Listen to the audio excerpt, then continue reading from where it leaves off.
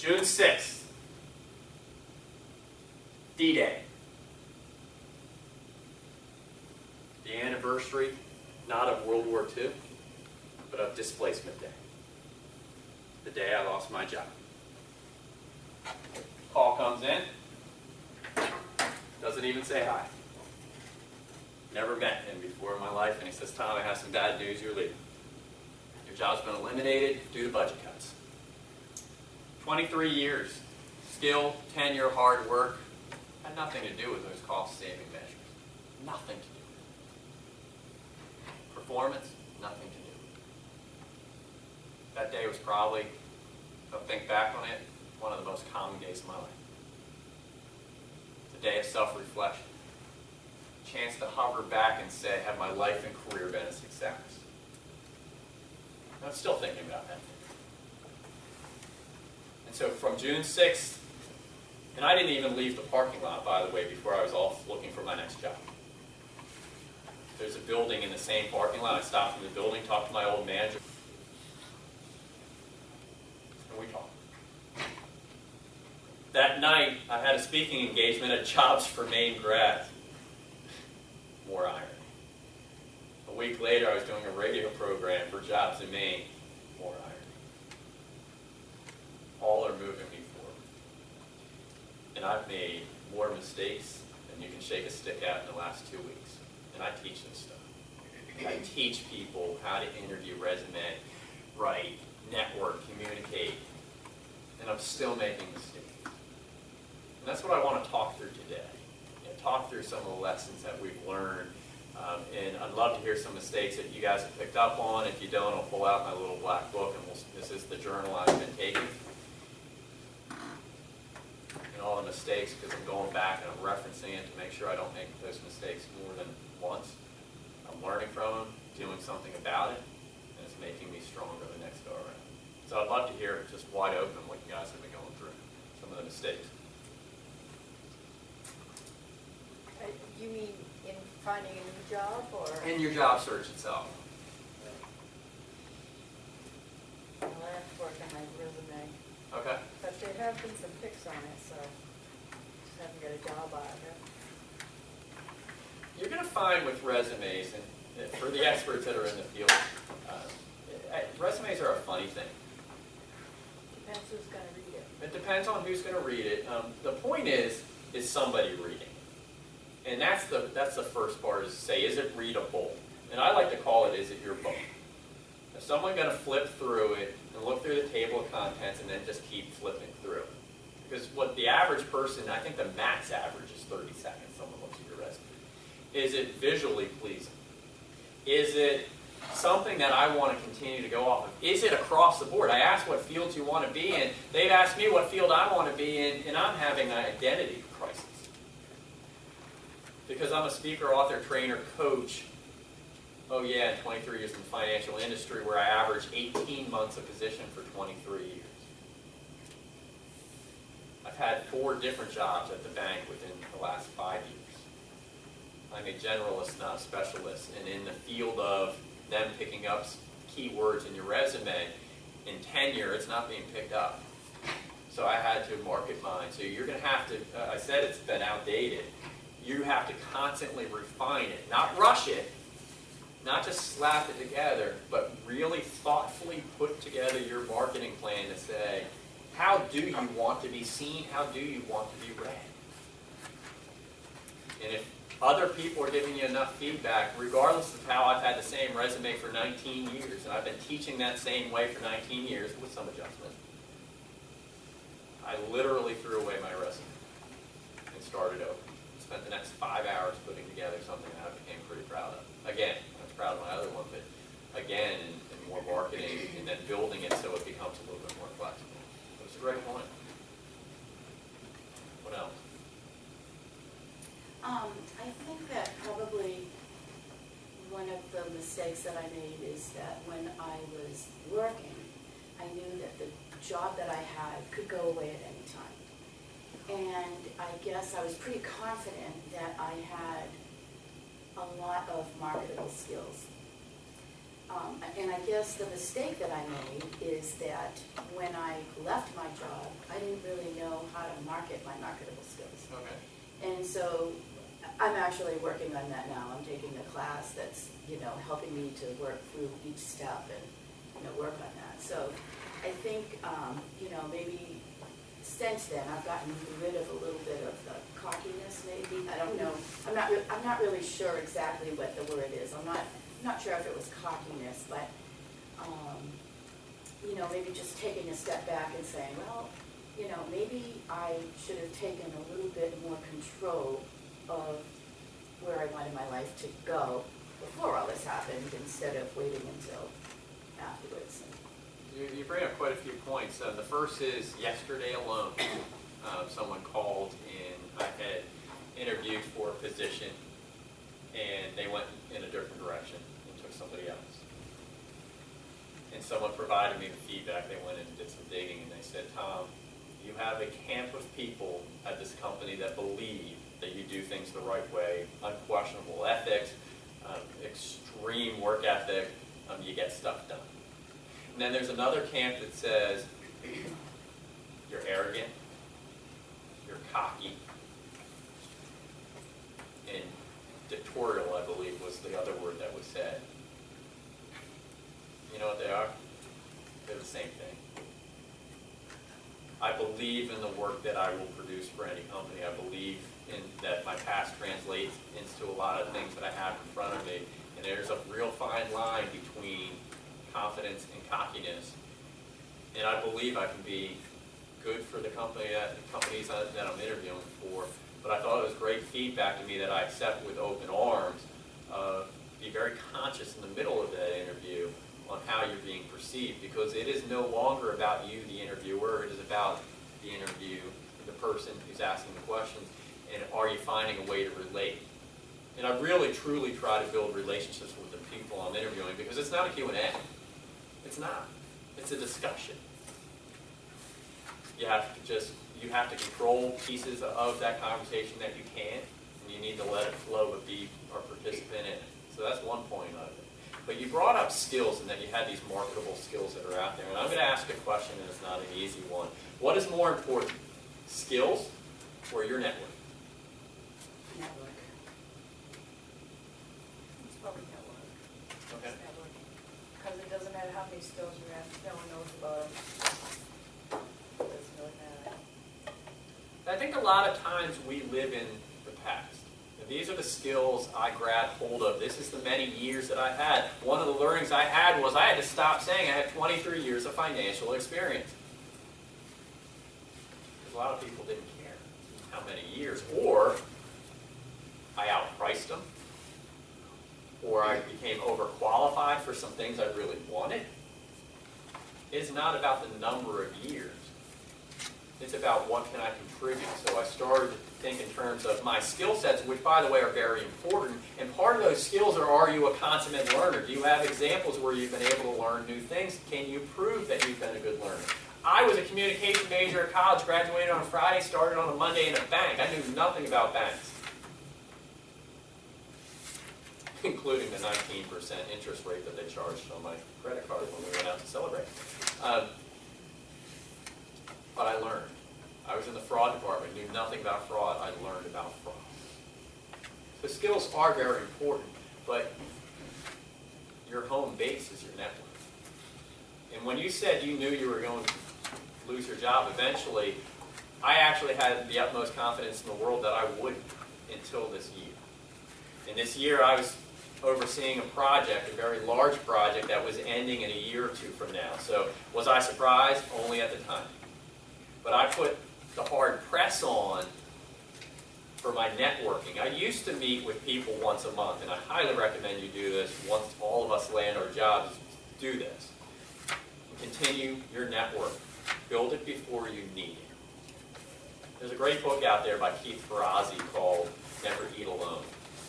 And one of the chapters is Build It Before You Need It. I didn't just put the hard press on over the last year and a half. I put the hard press on 5 years ago when my company was taken over. That became very eye-opening to me. And I had a manager who held my hand all the way through it, who said, this is how you network, and you need to do more of it. And started to build a network over time. So when you're building a network and you're meeting with someone, phone or in person, what is the last question you should ask?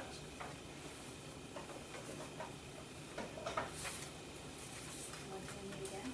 When can we meet again never hurts. Who else should I meet with? Who else should I meet? How long will I know the answer? What is the process of hiring? Yeah, and that is depending on when you go into the network, to go into it, you need to have a goal. And by the way, if your primary goal is to find a job when you're networking, rethink your goals. Because every piece of network is going to build some further webs that's going to build out further for you. So don't walk away rejected if you have a conversation with someone and they say, I don't have any openings. Take the meeting anyway. Because they know someone who knows someone who knows someone. But your primary goal should be the importance of building that relationship with that person, not the job. The job is ancillary to that because it will come because of your efforts in action. But building that network is just as important as looking for the job. So it can be an ancillary goal, but don't make it your primary goal. And then figure out what your other goals are. If you're looking to get into another field, make sure they know that that's your goal. Because a lot of people are going to sit there and network and saying, why are you here? Have that answer for them. And have some questions to generate the conversation. You know, I'm fascinated by your business. I'd love to learn more about it. Can you tell me the specifics of what you're looking for someone in this type of field? What type of experience? Are they looking for game changers, creative thinkers, as someone who's a consummate learner? If those are the things, you can start to figure out, all right, those are the types of things I need to start working on. Or they may say, I need an accounting degree. Or I need 6 years of a certification and not 4. And then you say, okay, now I'm getting it. But do you understand? Those are the goals. You have to go in with knowing what you want to get out of it and provide the person very clear expectations of what they can get out of it, because, by the way, it's a two-way street. You want to give as much as you get. Because if it becomes a very selfish, it's all about me, find me a job, help me to get to meet who I am, we realize the importance of that. But if it becomes very self-centered in that session, there's going to be some difficulty in trying to maneuver through that conversation without the person sitting there in silence a lot of times, because now they're just waiting to listen to you. Make it a two-way dialogue. So what other lessons have you learned out there? Make sure you research the company, Okay. because if you know what their address is and maybe the name of the person you're talking to before you get there, and that's it. You don't know what, look at a track record, if they moved, grown, if they had ups and downs, and are they in a low spot, high spot. The fact that you know somebody there doesn't mean they have a job, but if you know somebody there, you can get a lot of the information from them. So how many people are on LinkedIn? Okay, get the whole way. Sorry to be so blunt, but go all the way. Tom, it's been a consistent theme among every presenter we've had. And we have a few people who've taken the journey full gusto, and some are taking a bit to get there. The least amount that you can do and be successful on LinkedIn is copy and paste your resume. Just at least start that way, and then start to build it from there. That's a 15-minute exercise, and then you're all the way there. And then you just start to refine it. And then every day you go in and spend 5 to 10 minutes refining it every day, and you get feedback from people who are reading of what you like, what didn't you like, and it becomes a lot clearer for you. So have LinkedIn. But the reason for LinkedIn is if you're building it as things are growing, you start to get people asking you for connections who are now tied in. The number of HR people and recruiters who are asking to see my LinkedIn now is growing exponentially, which only opens up because all of their connections are HR, are coming now looking for me and I'm looking for them. It becomes a two-way street. But the beauty of LinkedIn is that you have things at your fingertips that are there. There are people in my network I completely forgot about who I've now revisited. By the way, don't ever forget. Another learning for me. But the companies that they're working for surprised me because they've either made an update since we originally connected or just forgot. And so now I'm looking at the companies they're part of, so I might be applying for a job. Research does not mean you go on just to their website and you see when they started, what their revenues are, what their mission statement is, because every other person who's applying for this job is doing the same thing. You have just put yourself into a pool of what everyone else is doing. You should, you need to, but you have to take it to another level. You can't just go to their website and say, I've done my research. You look at people who have been there. You ask people who have been there. If you only know one person, call them. If you say, I don't know them very well, I'm going to say, call them anyway. Send them a note and say, I'd love to be part of this. Just tell me a little bit. I want to be part of this company. Here's what I've heard about it. What do you have attached to it? Tell me more. And who else can I meet with? And all of a sudden, you've got 3 or 4 people, and you're getting real insight to the company, because this isn't about desperation to get into a company. You really, truly want to know what the culture is about, because if it's not a good fit, you don't want to just work there. We do have options. Our options are a little bit more limited than others, but we do have options. And don't work for a company just for the sake of working there. You'll be miserable. Understand the company culture and see if you want to be a part of it. And you're going to get some real answers from real people. That's what research is all about. One of the things that I was impressed with your marketing plan, and okay, I'll share that with some people. Yeah, please. I'll Including pass- my resume. Yeah. Send it around everybody. You never know. Networking is everything. But one of the things that you did that LinkedIn, I'm sure, has played a piece of or can help you in the process is Tom on the bottom of his marketing plan listed, 21 or so companies that he would like to pursue, potential companies that he could work for. And LinkedIn, you can do a search by company name. So who else works at MasterCard, right? So who in my network is first or second connected to that person at MasterCard, and who can I invite for invitations to connect? How can I do some research about MasterCard through LinkedIn connections? So I think there's 2 lessons on that one. Is one, who the heck do you want to work for? You know the companies in a region. If not, research them. Do networking to find out who the companies are that are potential companies. Research them, connect with them. To me, it's just blatantly simple. But it goes back to the theory that we've heard before, to avoid is just throwing spaghetti against the wall and see what sticks. Not applying to every job that's out there because you're desperate, because, desperate's bad. But plan it. So anyways, I'm going to pass this around. Yeah, go ahead. And the other thing about LinkedIn in finding people in the company is most of these companies, or a lot of these semi-larger companies, have a group following. Go to the group and try to become part of that group, and then start to see who the members of that group are, and then start to link in that way. Because if you become very narrow-minded of, I'm only going to network with people that I've worked with in the past or that were friends of mine, you're going to keep your LinkedIn very limited. Open it up. I saw a great job opening on a LinkedIn connection the other day. I shared a receptionist for a local accounting firm here in Lewiston. I can't remember what the title of the job was. No, it's a Director of First Impressions. love it. In fact, I thought that was pretty cool. And Hillary Dowd, marketing queen of LA, is Yeah. the one who's doing that, a lot of those connections on LinkedIn. Oh, that's fantastic. Yeah. Let's stay on the theme here of networking. One of the biggest lessons that I learned is you can only trust the relationships that you've built, and that you've honed, and that you've refined, and that you've built a relationship. Because networking, by the way, is not checking off the box and saying, look, I got somebody new in my LinkedIn. It's about, do you have a relationship with them? And that is a lesson learned, because to some extent I had numbers. And I had some relationships, but I needed better relationships. So that means reconnections with some people in the past. There are quite a few people out there who have a snapshot of who I was 5, 10 years ago. Good, bad, or indifferent. There was the good me and the bad me. I don't know which one they had, but I get to reinvent myself with them. So reinventing yourself with other people. I love the question I was saying when we're in the middle of network, can we meet again? Very important to see if you've built that relationship strong enough to do it. There are people I would have put an entire salary on would have gotten back to me immediately. 2 months later, I'm still waiting for them to get a hold of me. There are people I've mentored with the past, but I take full accountability for that. That's me, not them.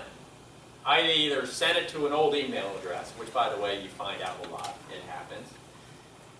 I have been so out of touch, I don't have their up-to-date information.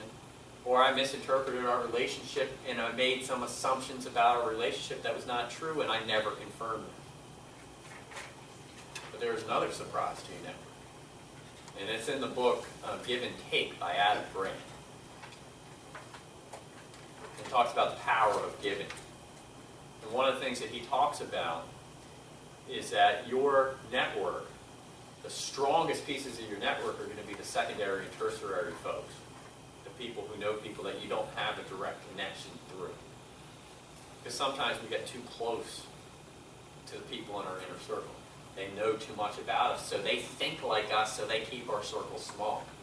If you want a broad net, you have to throw out this broad net and make sure that other people see it. And that's where the secondary and tertiary contacts come in. There are people who are calling me and sending me notes saying, we're thinking of you.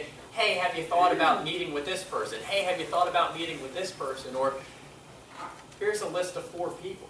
There's a person I haven't seen for 23 years from college. Just remember his name. Couldn't even remember what he looked like. Down in Delaware, and he said, I don't have any positions. I'm not in a position to really make any decisions here. And here's 4 other names. Those 4 other names are people I knew from my previous company.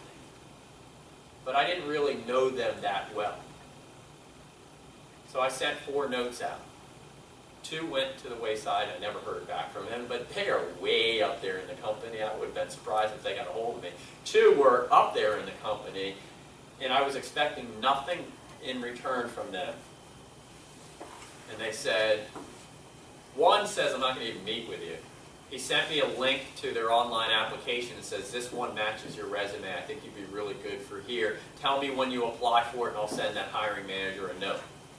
Not only did he send me a note, he sent me what that person was like during the was going to be like during the interview, gave me a heads up on some of the questions that might be asked of me and how to prepare very well for that interview from someone I maybe had met once or twice 20 plus years ago. And then there's a person I didn't even know. He thought I might, and he says, you can have 15 minutes on my calendar. He said, we get 15 minutes, and he says to me, very simply, what can I do for you? And I said, I actually have an interview now this Friday coming up. Can you help me with that? And he's like, I don't know a whole lot about here. Here's what I'd like to do here, but I'll be glad to send that person a note. I've enjoyed this conversation. Both of those notes go to that hiring manager. That hiring manager talks to me and says, hey, guess what? I've loved this conversation. You got some real decent recommendations that came out of it from people who work at this company. And this is coming from a company that has a reputation, I've been told, because of my assumptions, that takes forever to get back to you. This guy said, you'll be getting something in next week. It was actually 3 days. That's when I had the interview set up. The point of this is you have to be careful with the assumptions you're making on who you expect to get back in touch with you and who won't. And by the way, you shouldn't be surprised by anything. You just have to keep moving it and building the relationship. And if they haven't gotten in touch with you, get creative with another form of getting a hold of them or working in a different direction. But understand those secondary and tertiary people that are in your contacts that you've been neglecting to talk to, or have been hesitant or putting more of your energy somewhere else, is think back and start putting some more of that time and effort there, because they're going to be extremely helpful. Yes? I have a question about networking. In the past week and a half, I've had 2 friends who have called me that said they talked to a friend of theirs about a job opening somewhere. And in both cases, the jobs were jobs that I might like to have, but that I really didn't feel I had quite enough qualifications for. However, I went through my resume again, and I went through the job descriptions, and I tried to match up a bunch of things, and you know, I sent my resume into both places anyways, but it took a while. I mean, it didn't, you know, it didn't happen overnight because I felt like I needed to make a lot of changes. So I guess my question is, even though I don't really, I've met both of the people that they told, that my friends told about, you know, me looking for a job and sort of what I was looking for. I've met both of them, but don't really have an established relationship with them. Do you think that it would be still good for me to connect with those people and say, you know, you know, thank you for, you know, thinking of me, and, you know, even though this particular position didn't work out, this is what I'm really looking for? Or, I mean, how would you, I guess, foster that relationship? Yeah, I guess I'll start with, I didn't know who my wife was until we met and talked and got to know each other. That's what it's all about. It's about building a relationship. And I'll tell you unequivocally, regardless of what happens with the job, is you now have two people that are on your side. And so go and meet them and get to know them. And if you don't, that is a perfect opportunity to say, that's why I'm calling, is to get to know you. I can't tell you how much I'm appreciative of you getting a hold of me and thinking of me. I'd love to continue this conversation on. I didn't get turned down for a position. They canceled the position. That always happens. Reorganization. But I got to the final interview, had a great interview. They canceled it. And the next thing I did is I sent a note to the hiring manager, not just because it's protocol saying thank you for the time, but I really, truly enjoyed the relationship we had. Like, I really felt like we connected somehow, and she's like, I really hope we find a way to work together at some point. She's now one of my connections, not just on LinkedIn, but I feel like we have an established relationship. By the way, that's not done. I need to keep working on that relationship. So I might, a few months from now, see how everything's going now. It's about becoming memorable and putting yourself out in front of people and putting yourself outside of your comfort zone just a little bit, because if you're not, someone else is. And that's the way I look at it. Good, what else? Before we started the group that you were setting up, you said that you're averaging 1 or 2 interviews a week? Yeah. 1 or 2 interviews a week. That's pretty powerful stuff, right? It is. So, obviously your resume's working for you. My resume is and it is not. I've been told my resume was dense. When you average 18 months of position for 23 years, you have a lot of stuff on it. But I've never been in marketing. I don't know how to market myself, but in reality I do. You just have to understand what I'm applying for. So what I've been able to do is make some adjustments. I don't think anyone cares that I was on the phone 20 plus years ago and have 3 or 4 lines dedicated to that. I can consolidate that with several other things, and then I can talk about it as needed. Because 20 plus years ago is a long time ago. I was coaching somebody on their interviewing skills, and they said, I'm really concerned about my education. I was a photography major, and I'm looking for some marketing positions that are out there. And he has 20 years of marketing experience. I said, the photography is irrelevant. Your education is irrelevant. And it's not necessarily irrelevant. It is of less importance than when you're right out of school. And it's about taking that, what you learned through photography, and how has it helped you in the marketing business to make things more visually pleasing to the eyes, those types of things. That's what marketing is all about. So where he really thought we were going to spend 15, 20 minutes talking about his education was a 30-second conversation of, you give it as much importance as you want, because it's probably meaning more to you than it is to someone else. And so you have to figure out where you stand with that. So I've had to change my resume, and it's changed over time. I will tell you to be cautious when you make the changes. Of one, just not to meet one person's opinion. Get everybody's opinion on it. And more importantly, proofread. When you're constantly making changes to it, you have read it in your head so many times, you're going to go right over it. And I also suggest reading it backwards. Read it backwards, because those things will pop out very quickly. And somebody said, a recruiter said to me, you lost me after you had a typo the second go around. So the first one I kind of let slip by. The second one, you lost me. And like, I'm very appreciative. Like, that's a feedback you take immediately. But if someone says, I don't like the format of your resume, there is no right or wrong. Just go to a website, put resume in Google and see how many things pop up. Everyone has their own certain styles, and by the way, they come and they go, these styles. I would take the most foundational one that's out there, plus understanding what recruiters are looking for and how they look. So if I'm looking for some bigger companies, I'm going to put my application and resume into a large database that is probably running algorithms against keywords that I'm putting in there for my skill sets, my expertise, and my competency. I had no choice but to change my resume. Because in my eyes, it was all in there somewhere, but it was dense. And they said I stopped reading halfway through. In fact, what's interesting is I'm finding is where you worked in the past is not as relevant as what you did when you were there.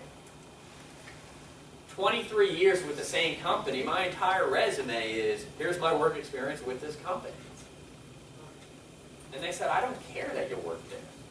I want to know what your competencies are. I want to know what your accomplishments were. I want to know what your job responsibilities were. I don't even want to know where you worked until I'm about 2/3 of the way through your resume. And I was like, wow.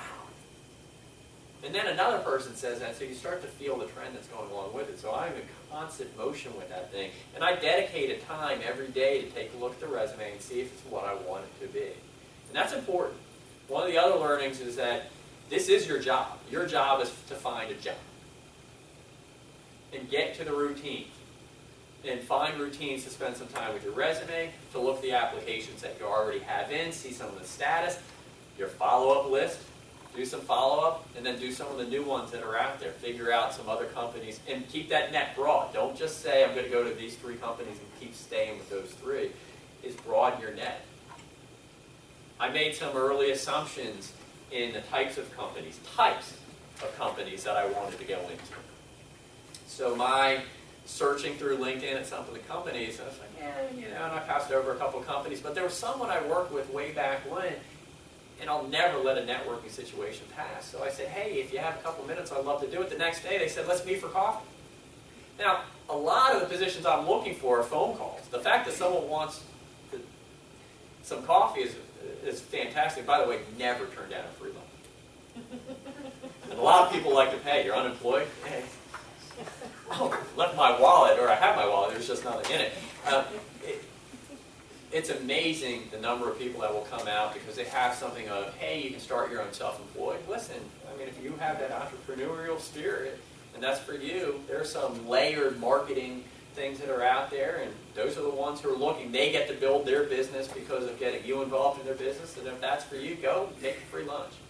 But anyhow, she comes back and says, hey, you want to have some coffee? And we sat and we chatted, and we talked about some older days that we worked together, and she said, I'm about to surprise you because this is what my company does. And I said, that's my resume.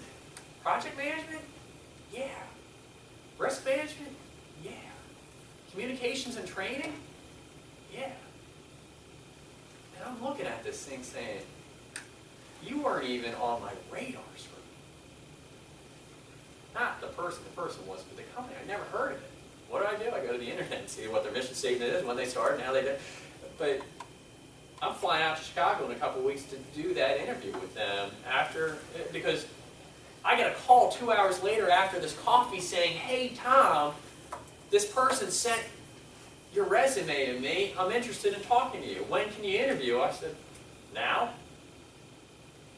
We talked for an hour and a half. They said, do you mind flying out to Chicago in a couple of weeks? I was like, wow.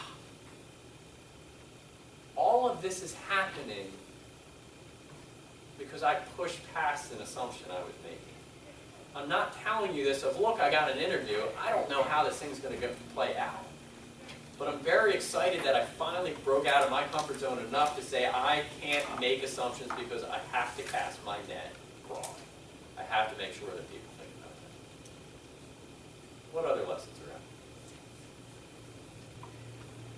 out? I was, my last manufacturing job, I was a little complacent. I knew I had a job, it was a good one, and I just stopped looking. So when our contract came up, I naturally assumed we would get extended, and we didn't. There I was with 6 months' notice that things may go away, and I'm like, oh, I guess I better start. And it's, if those 6 months were panic-filled, it should teach you a lesson from have you built it before you need it. And it's, where do you want to put yourself? I've had so many people tell me, well, you have certain expertise in a couple pieces of the field, you should work for some of these contractors. And so I have to make the decision as I'm trying to either bridge to my next full-time job, or if I want it to become my full-time job of contracting, for example. You know, do I want to go out there? And contractors get paid pretty well sometimes, depending on the position that's out there, because they don't have to pay the health benefits that go along with it. They get the full hours. They're not worried about your health benefits or your vacation time. If you're not coming to work today, you're not getting paid. That's how it works. So that's why the pay can be a little bit higher, and it's cheaper labor for some of the other companies that are out there. So yeah, I can sit there and say I can get paid a decent amount, but I have to make the decision of, do I want to be there and go through this exact same thing I'm doing right now when my contract ends? Or while I'm in the middle of a contract, constantly looking ahead for my next contract. That works for a lot of people. And I have to really sit down and think about if that's who I want to be, because when people bring up these ideas, they are very thought-provoking. You should come up with your answer. And I think there are 3 questions out there that I've made a decision I have to have an answer on. And it has to be a yes on 2 of the 3, is what I've decided. 1, location. We live in the beautiful state of Maine. Do I want to leave? If somebody is to say to me, location is not here, I have to be prepared with that answer. You can't think of your answer right then and there. This isn't hemming and hawing. This is a confident answer of what it's going to be. Your job satisfaction. Is your job satisfaction more important to you or the paycheck, getting that paycheck that goes along with it? Yes, I understand our options are less limited than those that are employed. I've had a number of people tell me that it's a lot easier to give you all this advice while they have a job, which is true. But listen to it all and figure out where you want to be with job satisfaction. Is it one of those things I want to get my foot in the door, I may not like it, but I love the growth opportunity that's attached to it? You have to understand that's where you want to be. Or I only want to be in a job where I'm happy. Then don't look in the fields that are going to make you unhappy. But you have to make those decisions. I made a decision to broaden my net a little bit further than outside of my 23 years of experience, and it's been kind of fun. I'm enjoying the challenge of doing that. But yes on, possibly yes on location, possibly yes on job satisfaction, and then compensation. There are 3 definite answers you have to have in your back pocket. What is your absolute unequivocal dream salary for your dream job? Do you know what it is? And if you don't, figure it out. Because believe it or not, those dream jobs are out there. What is the amount you're willing to take? Your value. The amount that you think, not I got paid this much in my last job, so I should be paid this much now. It doesn't work that way. But what you think your value is for the job that you're applying for, and have you done your research that's attached to that to figure out what you're willing to take? What is that range that you're within? And then your absolute, unequivocal, drop-dead, low-ball minimum. What is the least amount that you can take and still put food on the table or still pay your mortgage? Those are the questions that you have to have answers for. And a lot of times we aren't thinking like that because we're saying all I want is to get to the interview. It was actually, you got me thinking after the radio program to start thinking in terms of, do you have those answers? And the answer, I didn't. I had an idea. I had a range in my head. No one wants a range as part of the negotiation, or they don't want you to hem and haw. And you don't even need to give a definite answer right then and there, but you don't have time to scramble when you get home for the next 24 hours. You should have decent enough information to make an answer to talk to your significant other or whomever else is going to be impacted by this decision you have. Have those answers ready. What else? What about put too much store into a particular interview or a particular job that you managed to get an interview to? Just put aside all your other searches. And I've done that a couple of times. I've sort of stretched out there, had an interview that's 3 weeks down the road, and then 3 weeks later you're still waiting for answers, and all of a sudden 2 months goes by, and then you find it, well, it didn't really work out. You think, yeah, I've just lost 2 months. That's one of the lessons I've learned. I learned this lesson because someone I had been working with had been doing this, and he stopped by my driveway and he said, my 4 greatest leads all fell through. And he's been building those leads for the last couple of months. So we're talking about the same thing here, is you have 0 stock in those leads. Until you are offered the job, you accept the job, and you are unpacking the box at your job, you don't have the job. My 4 greatest leads, the ones I was in love with, the ones that were a sure thing, have all fallen through. And if I had put all of my time and energy into those and stopped my search for the other ones, it's wasted time. I have a couple interviews. I have one on Friday. I have one next Monday. I have one the following Wednesday after that. I'm investing time to do my research. That's part of my daily routine. I'm going to go in, I'm going to look at their website, I'm going to talk to some people that are part of the job. I'm going to have every day, I'm going to take notes. I'm going to be prepared for that, but I'm not going to invest 3 weeks into it.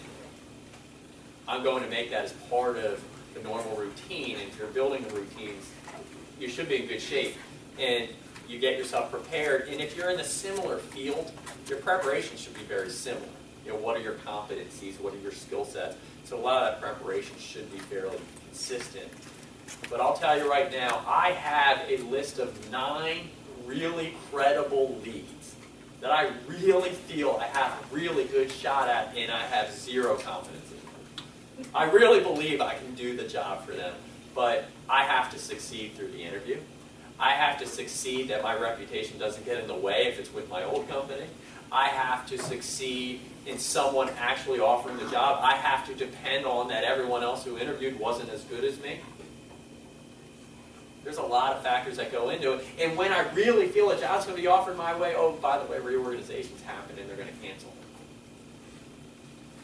So you really have to figure out, until you have that job offer. Like I told my wife, there was one thrown my way, and I feel like my network was really working for me. Really working for you.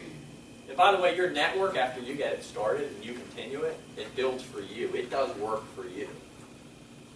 And I really felt my network was all over this one. And I said, I should go fishing for the next 2 months. Because I know this thing's coming up in a couple months. And that lasted about as long as it took to say that, and then I went back to work. Because it really is, keep putting the time and effort into it. There is hope and there is luck, but both of those come about through action. You really have to take the appropriate action and keep things moving, because remember, that network's going to build off of each other, and that job that fell through is going to build into 3 others that pop up because of the efforts you put into it. So keep building that network that's out there. But I will tell you one thing. Eat right and exercise. Keep your mind healthy, keep your body healthy. Give yourself enough energy to keep going through this. It takes an awful lot of energy. It's as much energy as it is to go to work every single day. The dog's getting a lot of exercise these days. We're going for a run every morning. I don't know if he likes it. He seems excited when we start. But continue to exercise and keep yourself healthy. Make sure you're eating right. Make sure that you are doing the things necessary to have the energy to continue to do this. I felt myself starting to put on a couple pounds in the first couple weeks. Like, woo! And it's just make sure you dedicate the time to do something like that, because your head is going to go explode if you feel like you're isolated in this room staring at your laptop or whatever it is you're working off of, try to figure out all the stuff that's in front of you is give yourself a break. It means don't take all these days off and let the time run by, but give yourself enough of a break to keep it refreshed. Get yourself refreshed to give yourself the energy to do it. Tom, one of the chapters in your book that I was struck by, and I haven't read the whole thing, but one of the things I love about his book is that every chapter is 2 or 3 pages long. And one chapter is not dependent upon the other. You can pick it up and just open it up and start reading at any point in time, which is partly what I've done. But one of the chapters is about the communicate assertively, where you sat next to a woman on the airplane who wanted to keep you awake because she was so nervous about her layover in New York. And I think, and you can talk more about this, but what struck me in that in terms of job search is that we have to learn how to ask for what we need. Because we need things at all points in our life, and when we're doing job search, it doesn't change any. So determine what you need, what do you need from other people, and ask for it. Because if we don't take control of that, we're going to become victims. So can you talk a little bit, I mean, maybe I just said it, I don't know what to say. When it comes to assertiveness, communicating assertively does not mean dominating a conversation. It just means saying what's on your mind. I am passive aggressive by nature. And I am shy and introverted by nature. Those two don't go well together. So I'm sitting next to this woman on a plane, and you have to understand, I had a first-class ticket to go from California to New York. It was a beautiful thing. And then there was snow on the East Coast. And I had to change flights, and I had a window seat up the window seats. And no, I got the middle seat of this airline because it was a last-minute booking. And they had these little TV screens in front of us, and the woman next to me is doing this. Curling her hair, shaking. It's the red eye. I'm trying to sleep. So she's bumping into me, and she's twitching, and she's watching the Weather Channel the whole time. I can't wait to get home and tell my wife how annoying this person was next to me. So for the next 6 hours, I was going to fume over this with all the stories I was going to tell my wife about this woman next to me because I was making up stories about her in my head. Her demise. Yeah. You just get these feelings and they just get you frustrated and stressed but being painfully shy, I just typically did not have the assertiveness to tell her what was on my mind. And so when it comes to being assertive is ask for what you want, explain what the value proposition is, and figure out what you want out of it too. So finally I said, okay. I saw she was watching the Weather Channel. You can see the snow coming in. We were flying into New York. And I said, hey, excuse me, but I'm really trying to get some sleep here. And it's obvious that you've got something going on. Is everything all right? She said, I'm flying into New York. My parents live down in Virginia. They're not going to pick me up. I mean, I don't know if they're going to get me. I'm going to be stranded there. And I said, I've got a 4-hour layover when we land. Can I help you out? And I said, I fly all the time. And she said, yeah, that'd be great. I said, use my cell phone, whatever it takes, but we'll make sure this worked out. We can talk to the service agents at the desk. I've been through this before. But you can help out? I said, yeah, absolutely. I slept like a baby.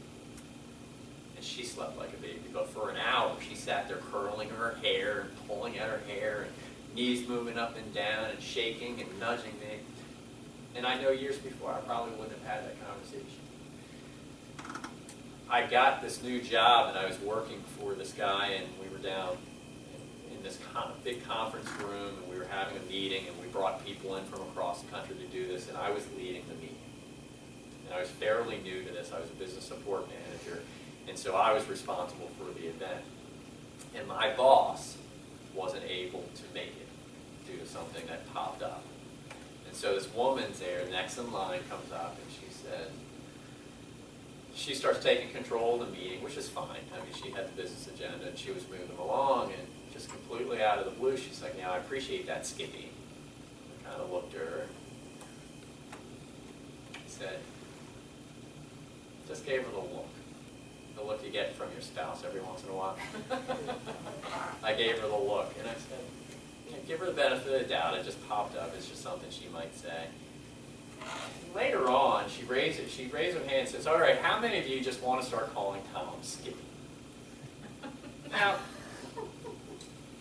brand new job, trying to make a name for myself. Skippy was not it. And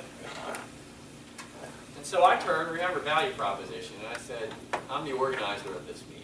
I'm running this thing as you would hope that I would.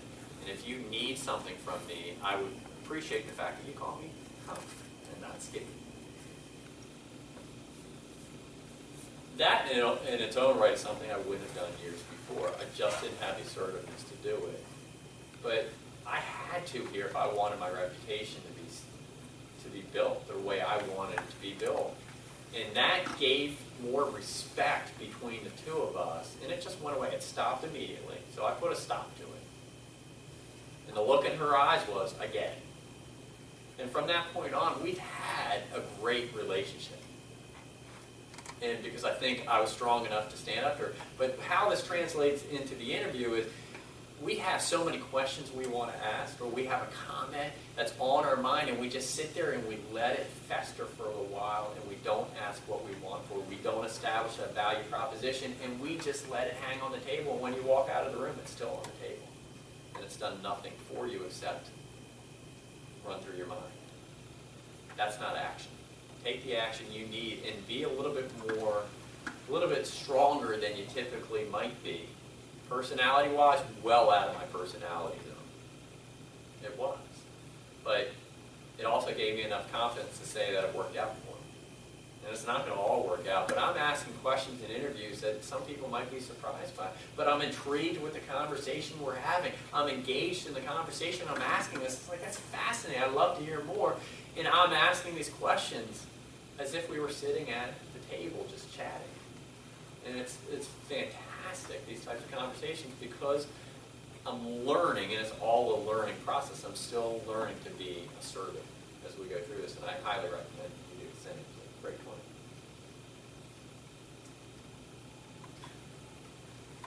Do you think employers at the interview stage are really interested in what you think you need, or are they mostly interested in what they want? I go in all the time thinking it's what they want. It's what they want and need. And it's about aligning what we want and need to get into. I was talking to somebody who had a field that they chose, that their niche, where they wanted their niche, which is a good thing. They targeted their approach, but they were closed-minded to anything else that was out there. And I've talked about our experience levels that we've had knowing this person for 20 plus years. When there was a project management position opening, I don't have any project management experience. I said, are you kidding? What about this project you worked for when you were doing this in this department? What about this project? You might not have some type of certification, but it's project management and you can align it. So you have to take whatever's sitting on your piece of paper and align it to what they're looking for, because it's all about them. It should be all about them. Because I am here to meet your needs. And the things that I love to do when I'm researching for this is, what can I do to take it to another level? I love the ones where the people have said, on the side, I think you're a little overqualified for this. And I think that's perfect, because what I can do then is take this position to another level. And let me give you some history where I've been able to do something like that. Because it's about aligning to their needs. Don't try to force it into your square. Try to force your square into theirs. And I think that's very important to think about. But there's something really interesting about the process. Who's your friend, the recruiter or the hiring manager? I don't know. It's going to be the hiring manager, is the one you want to get to know. The recruiters are the gatekeepers, because they have a perception of what they think they can get through. It's when I've had conversations with the hiring manager, or have gotten someone who knew the hiring manager my information in a little bit more context, is when I've been able to have a lot more success. And it doesn't mean tracking down and chasing down the hiring manager, but if you can get your hands on the information, it doesn't hurt. Knowing that they could probably be overwhelmed with hundreds of applicants that are out there, I mean, you have to take that into consideration. But if you have an opportunity to send them a note, or give them a call, or have your network contact them on your behalf. My old manager, there were a couple positions within the company that I was working for, and I sent her a note saying, here's the hiring manager or the recruiters. Love for you to be able to, if you could, just send them a nice referral. It's not a coincidence I got interviews from those. They don't know me from Adam. They don't know me from the 100 other candidates, and by the way, that's not an exaggeration. The 100 other candidates that are applying for the same job. Your goal is to get your foot in the door. Once you get your foot in your door, the goal is to not just sell and market yourself, and here's what I've done in the past, but sell and market what you're about to contribute for that company. That's what it's all about. It is about their company, but let's hope that it becomes our company soon enough. And that's what it really, truly, you have to be selfless in your approach in a selfish sort of way, if that makes any type of sense. Great question. What else? I'm going to refer you a book for one other thing, kind of There you a go. lesson in job search. Don't give away a thing for free. I've already No, done it. I've only done a couple chapters. I think I'm just piquing their curiosity. But the other chapter was get involved. And we've always talked about the importance of that in job search strategy. I mean, not just for sake of doing it, but one, when you're getting involved in your community, through volunteer activities or whatever, you're doing something, you're getting out of that house and out of the computer zone that you're stuck in front of in your den or wherever your computer is. But you're giving back and doing something, but you're building your network again. And so, I think there's a bunch of volunteer opportunities right here in this community that those organizations would love to have the expertise sitting around this room. So, I think not only because it makes you feel good, you're doing something good for yourself, but you're expanding your network. And oh, by the way, how many jobs have we heard of, volunteers, that have turned into jobs? Right, so. I would say two things. One, it feels good. It feels like you're contributing. I told somebody yesterday, I feel like I'm putting 8, 10, 12 hours a day, and there's monotony to it, because you're constantly routine, you're telling the same story about yourself over and over. I want that contribution to be given to someone else. I feel so selfish in doing that, and I'd love to be able to do that, but it is important to get out there, because 20 years ago, 15 years ago, my entire world revolved around my work network. That was it. I bled the colors of the company. I was extremely loyal. And it doesn't mean that I'm not loyal to the company now, as I had kids. I realized there are people in schools, parents that don't work for my company. Wow. They coach Little League or they coach soccer, and I've met some incredible people. Through Toastmasters, I've been doing an awful lot with them, and I didn't realize that there were people with similar interests with mine that are out there. The notes I'm getting from the people in Canada Toastmasters saying, Tom, we're thinking about you. Boy, is that energizing. And people are out there saying, let's see what we can do for you. We're looking for jobs across the border if there's any interest for you. But it's such a strong connection that I've made with other people within the community. And the Toastmasters piece, I'll also tell you, is find ways to develop yourself. Keep your skills home. Write a journal. Write emails. Communicate. Talk to people. Mock interview. Network. Just make sure you are constantly staying up on the business. On LinkedIn, go to the groups and learn more about the companies that are out there. Do your research. Read articles. Stay up to date. Because business moves so fast right now. In less than 2 months, I will guarantee some things have changed significantly from what I was doing before. You don't want to eventually get that job and already be in the hole. So stay up to date on it. And isn't that easy to say? I've done some research. I found some interesting things about you. I love your growth plan. I have some questions sitting over here about it. So make sure that you keep those skills developed and honed and refined. What else? What I'm finding, I didn't realize it was quite such a close shop these days, is that, when you target a company and they don't want you sending off resumes to them, they want it all online, and, sort of lost that ability to use a contact, send a letter, say, hey, do you remember me? It's all like, it goes into the computer box, and you're never even sure if anybody ever reads it, and you're just like left hanging. How do you work with that, or do you still make an attempt to send a letter to the HR department? 85% or 80 to 85% of all jobs come through network. So you have to go through the system to make it happen. That is the train that will get you to where you want to go. And so you have to ride that train. But it doesn't hurt to have that person send a note to me saying, tell me when you apply. And I will send the note to the recruiter. I'll send the note to the hiring manager. You usually get a requisition number that comes along with it. Give them the requisition number so they can get right to it. It's a matter of making their jobs easier for them. So still continue to have those contacts and have them talk to the recruiter. That's where things start to get connected. That's where people start to say, I know Tom. This is what his work ethic was. This is what his reputation is or was. This is someone you want on your team. Or they may even say, this is someone you don't want on your team. We haven't talked about references yet either. Anyone ever do 360 feedback at their company? So we did 360 feedback, and who do you pick? You pick all your friends, people that are really close to you, Oh, yeah. and then you get the results, and the results are horrendous, or at least not what you expected. The people who are too close to you are the ones who also want to give you the most feedback, which is fantastic. The same thing on the references, just know exactly what you're going to get. If they are close to you, they're going to know your strengths and your weaknesses, and they're probably going to be asked for both. Have a real good feeling and trust factor for those that you're referencing, that you're using as references. And that's not any commentary of, I love my friends and the people I would potentially select as references, but it has to be a carefully thought out process. It's not they're my friend or they were an old boss that I had a decent relationship with, so I'm going to go with them.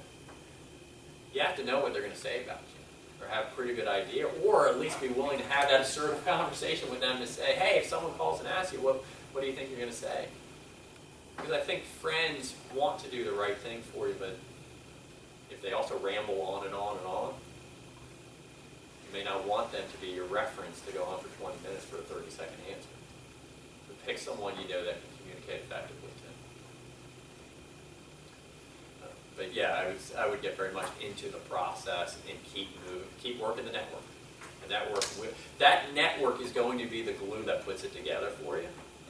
That's going to be the little thing that differentiates you from everyone else. Because if I was working in a company and someone said, you're applying and I know that you're really good at what you do, and I want you for this company, I'm going to do what I can to get you into the company. I want good people here, and if you're a good person, I'm going to bring you in. I'm going to do what I can to get you there. You have to have earned that to be able to get to that point. But if you're in a position to have a network that's there, use it to your advantage, please. So if you're faced with the reality of only being able to apply to jobs that go online for, say, a big company, but they don't actually have your dream job right there in the right location type of thing, but they have similar jobs, and the only way you can access them is to fill out that particular job. Is there anything wrong with filling out for a job in Milwaukee when, even if you got the interview, you wouldn't want to go to Milwaukee? Or how do you break into their network? You need to know their business plan well enough and what their expectations are that it says Milwaukee, but they allow you to work remotely or allow you to work from home or allow you to work in a local chapter, which they might have around here. If you know what those answers are and it still says Milwaukee, I would go into it saying, here's my answer on relocation. I want to live in the great state of Maine. I do not want to leave it. That's my want. My need is, I will go to where the job is, but I'm willing to have the conversation and talk about options of relocation if that's what it's going to take to stabilize for my family. But I have to keep it all out there. And so I have to have my answer prepared. If they say you have a job in Milwaukee, I have to know what my answer is. And by the way, it can be no. My answer can be no as I've thought about it based off of the benefits, the compensation, the moving, relocation costs, based off of the job satisfaction of I was just using it as a stepping stone to get in. When I compile all those things together, maybe the answer is no. Milwaukee's a great town, by the way. It is. But you have to have those answers ready, and it's okay not having those answers through the process, but get the answers by the time you get to a potential job offer that's there. That would be my opinion.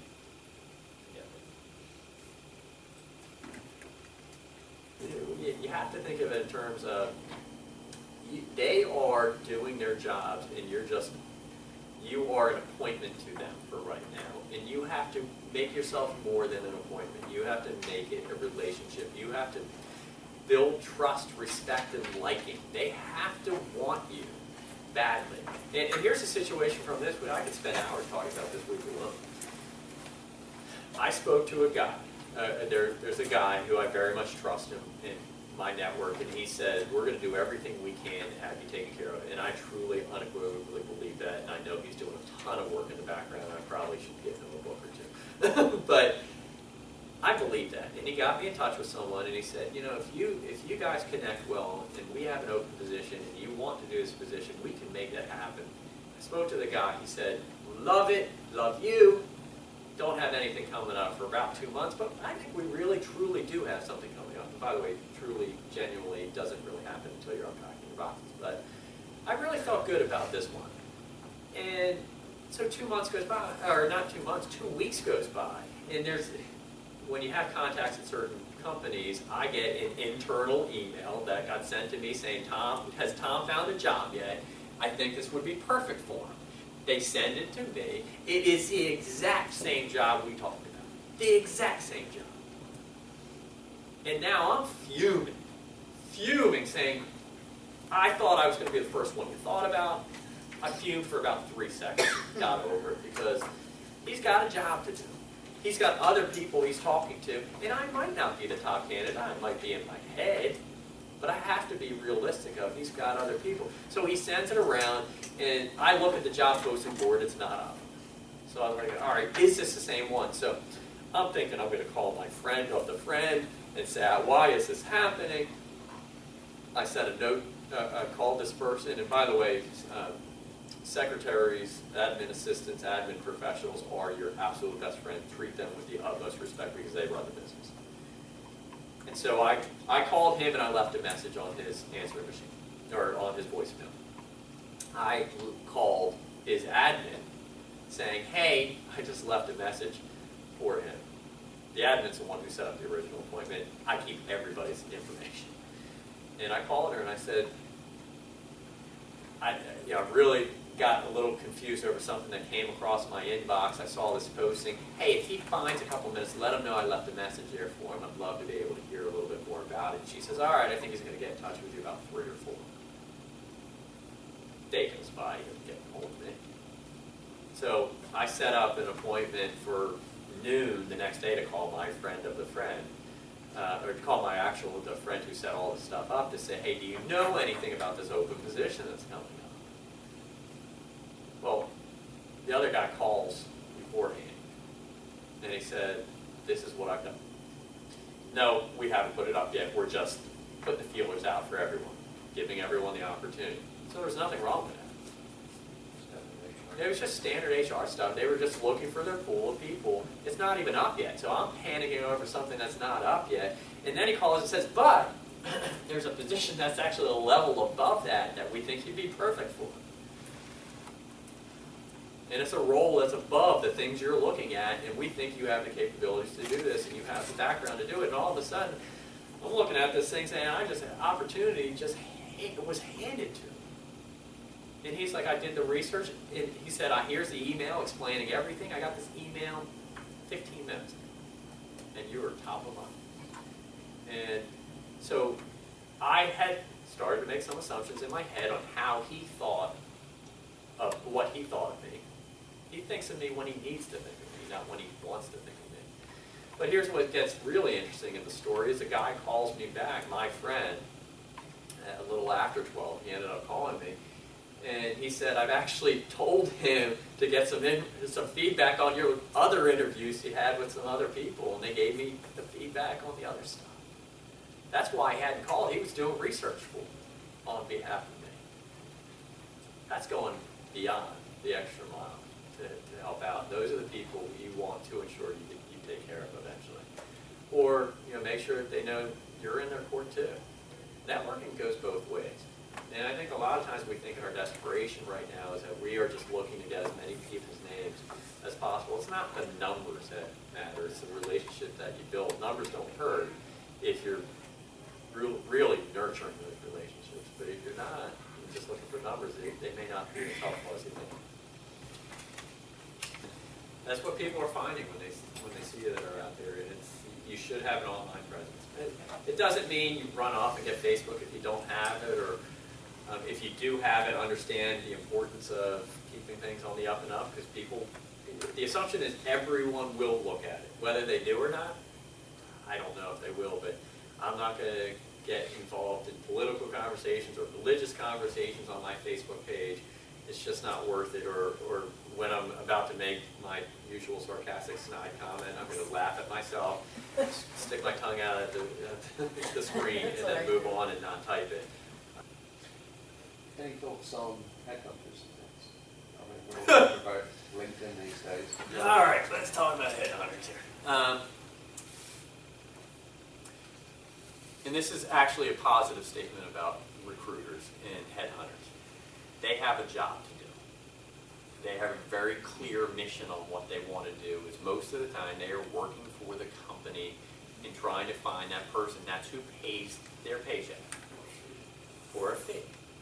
So what happens is, if you are going to be working with a headhunter, be willing and thick-skinned to answer the questions that they're going to ask. And they are going to ask, where do you want to work?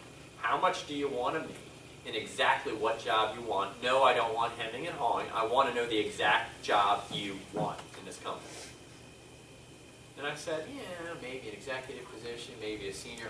What job do you want? And then they came back and they said, your experience level at that level isn't great enough. So now I'm underqualified. Your diversity over the last 5 years in all those positions where you cleaned up messes for everyone else, you're not a specialist, you're a generalist.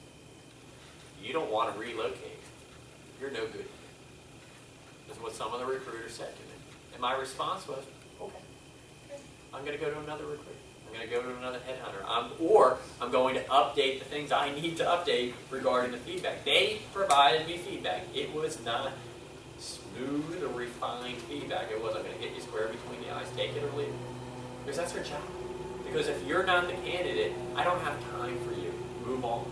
I'm going to go to you, and then you, and you, and you. I'm going to keep going down the line until I find the person so they can hire me and pay me to get the right person in that job for you.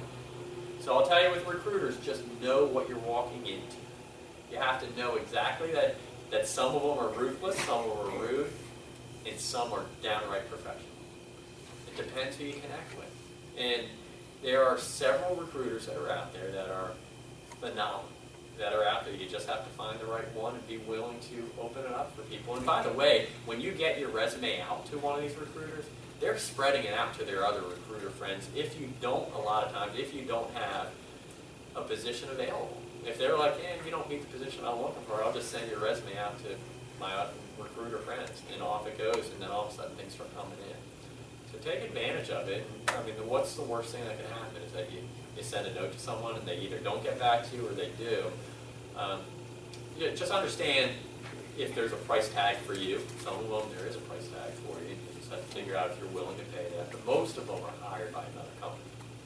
And I would say most often you should never have to pay to find a job. Yes. Oh, Absolutely. And that may not be worth your time. I have had the experience of a headhunter where they found me. I put my resume online on Monster, I don't know what it was years ago, and someone called me and said, hey, we have a position that might be a good fit for you. We met, chatted, she referred me to the company, and I was hired. So sometimes they actually find if your stuff is out there, and I know they're searching LinkedIn, if your stuff is out there and you list the things that they're seeking, they'll connect with you. Local kind of recruiters, like the staffing firms, operate a little bit differently, sometimes, although not always, but they clearly too are hired by the companies for which they're seeking to make placements. So they are looking for the perfect candidate. They have a reputation on the line. Manpower is not going to send somebody to A, B, and C company if you're not the perfect candidate, because they want A, B, and C company to use Manpower again. Right? So if you hear a no from a staffing firm, it's because you didn't match the position. So either you're not being good about selling yourself and who you are, what skills you have, or it just wasn't a good fit. But that's okay. Take that gracefully and professionally, Because if you do and you build that relationship with that recruiter at that time, they'll remember you for the next one. So it's all about grace, dignity, and professional responsive conversations and relationships. Because they will remember the person who walks out in a huff and says, I was the perfect person for that job, boom, door slam. Well, and you can bet that they'll share that information with the other recruiting firms too. So, I'm not gonna say any of you would do that, I just hear stories of people that do, so. Yeah, it's I mean, my worst day in 2 months was the day I got a list of recruiters' names and numbers. Because I didn't know how they were going to act, or they were asking point-blank questions, and I didn't have the answers, or they asked point-blank questions, and I was hemming and hawing on it, and I didn't realize they were looking for the perfect candidate. And it didn't take long to figure all that stuff out, but it is important to know that they are looking for the perfect candidate. When you know that, now you go into the conversation completely different, and it became a good day after that. And then I started having some fun. That's when it became a lot of fun. Does anyone know anyone else who's unemployed? Any friends, family who have been through this situation? Talk to them. And usually, if they're employed, they'll buy you lunch too. But if you know these guys, if you know someone who's done this, just go talk to them. And what's interesting is I've gotten a list of recruiters that they've tracked, and so now I'm using that as a networking hub. This person, Johnny, referred me to you, and now you have an instant connection to it, and so they're going to be more willing to pick up the phone because they have trust in that person, giving them their name. So that's also helpful. Don't let the systems intimidate you. Don't let and they're going to change, but there's also a lot of similarities between them. A lot of them are run by the same company, and they just changed the header on it. So when you get kind of used to it, but the question that was asked earlier of, how much time do you invest for a new company and you're spending 2-3 weeks, you actually get into a nice little rhythm because you know this website now after a couple times and you can fly through it. You know where your resume is at all points, where to grab it, where to download it, where to upload it, and you start moving in and you can start being a little bit more efficient. Your goal is to be efficient when you're doing this and be productive as you're looking for your job. You want to get as many leads out there as possible. For whatever lead you don't have out there, it's not working for you. It doesn't mean send a blanket email to 27 people at the same time. It means send an individual email or make an individual phone call. Don't send these mass things out there and hope that someone will get in touch with you. Send individual ones that hey, I remember we talked, we met at a party, we met over here. We worked together 5 years ago in this department. You know Johnny who knows someone else. Whatever that connection point is, you have to, again, make it selfless and find that connection for them. But make sure that if you're having technical issues, that you ask them the right questions. If you have an opportunity to contact somebody who's got a strong contact within a company, do you recommend writing letters like the old-fashioned pen and ink? Would you do that these days? I might for a thank you note. Yeah. Not every time. I might for a thank you note, but I think we're in the position today where it depends. It depends on the size of the company. If it's a smaller company, you might get maybe a little bit more useful to do that. And if you're finding that it's a company you really want to be with, or a person you really want to contact and they haven't responded to your email or phone call, a letter might be helpful. Use it as a creative way to do it. But I wouldn't invest all of your time into doing that. If you're a marketer, go back and look at marketing response rates and figure out what your expectations are, because that's probably what it will be close to. It's just the way of the world that we're in right now. Some people might feel special getting it, but if it's a large enough company, it may just be another letter that gets opened by someone else who doesn't see it. You ever offered to work for nothing to see if you liked the job? I did see an objective on a resume when my objectives were much bigger, and the person said, "I will work like dog for peanut." What's the objective? Which is something that, and then I go home and my wife starts telling me he's barking up the wrong tree. But somebody gave me some advice in those contracting things. They said, it may be good for you to become a contractor for that company you want to work for, and they get to see what you're all about. But when you set the expectations and I'm just throwing these numbers off the wall, I'm making them up because I don't know what the real numbers are. But let's say you want to charge $200 an hour to be a contractor. They said you might want to come in and say, I will offer you for this particular project $100 an hour because I want to see if I'm a good fit for your company. I want you to see if I'm a good fit for your company. And then after we move on going forward, my typical rate will be $200. You have a phenomenal, great session with them.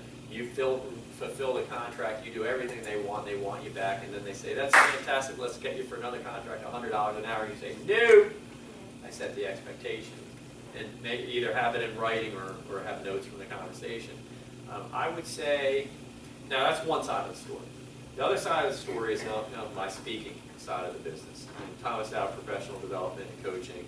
I teach people resume writing, networking, communication, public speaking, time management, working with multiple generations of people. But with all the speaking that goes along with it, I do a lot of free speaking. Because I love it.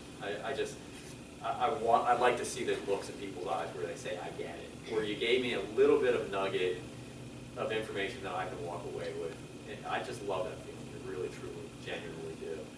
So I do it mostly for the passion and not the paycheck that goes along with it. So I do a lot of speaking engagements. But what I found is that when you give away things for free, is you can be very hopeful because you're taking actions to do something for something that might happen in the future. We talk about, my book, the first one, The Transformation of Dowd Thomas, I caught up with PenDayPilot.com, who I know someone, you know someone who knows someone. And, I'm going, and I said, let's make it a serial. And so every week, they put in 3 or 4 chapters a week in there and for free. So the entire community has read my book for free. The entire community. That's kind of good, but. One person calls up and says, Tom, we used to work together. I'd love to have you come talk to my organization. And I'm going to pay you this money. Pay for itself. And those are the types of things you have to think about is, just know that if you get nothing back in return, are you going to be okay with it? And absolutely I was, because I was getting my messages out there. I felt good about that. And I was getting some great comments from people on it. It went well. It went better than I would have ever expected. In fact, the next one we're going to do a few months from now, we're going to add the audio that goes along with it.